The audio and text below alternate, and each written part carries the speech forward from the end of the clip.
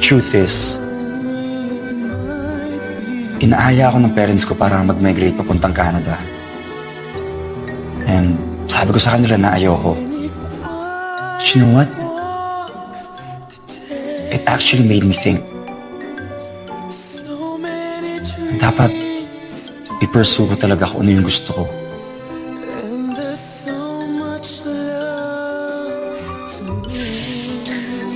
Well,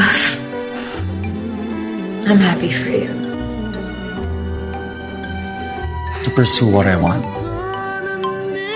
Whom I want. And Gabs, I want you.